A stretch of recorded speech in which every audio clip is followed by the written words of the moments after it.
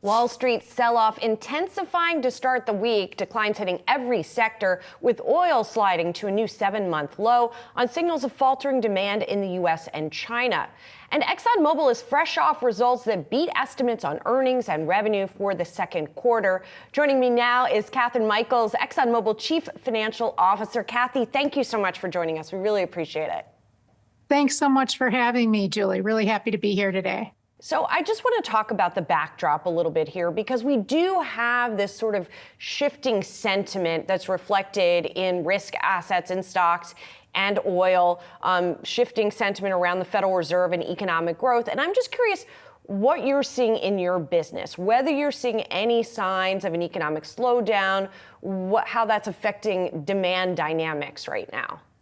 Yeah, I think it's really important to put it into context for our industry, because we were coming off of record highs last year, especially in terms of refining margins and gas prices.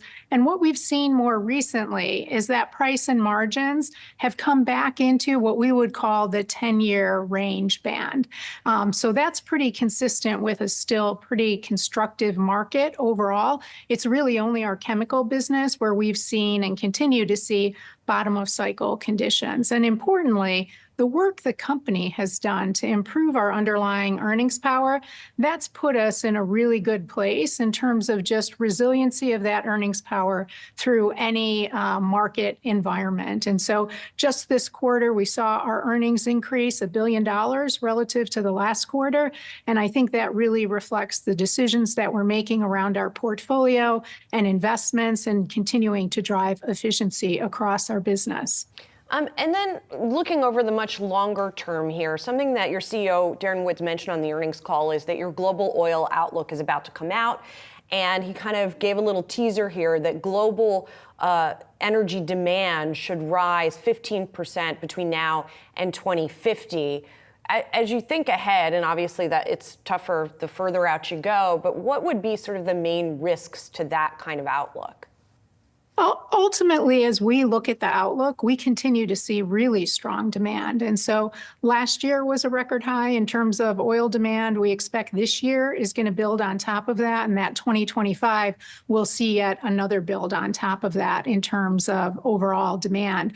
And that's really driven in large part by countries trying to address energy poverty, right? Having low-cost, reliable energy is one of the things that really drives economic growth and pulls people out of poverty. And so that's a big driver of growth.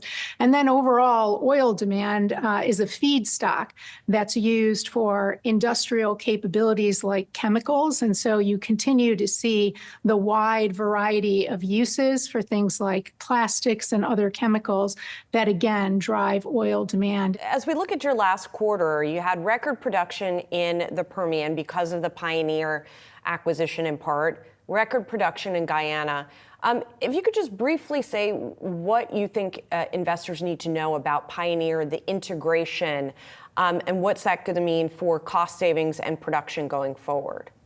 Yeah, absolutely. We had record production in our own Permian operations as well, along with, as you mentioned, record productions from Pioneer's operation, record productions in our Guyana operation. And so it was just really a strong operating quarter for the company overall. And, you know, as we look at the combined now Pioneer, ExxonMobil Permian operations, we see even more opportunities for synergies there, which we're getting out in front of already. And so just as an example, Pioneer has a remote logistics operations that ExxonMobil has now taken on and added into our remote wells and completions operations in order to drive more synergies across logistics and procurement.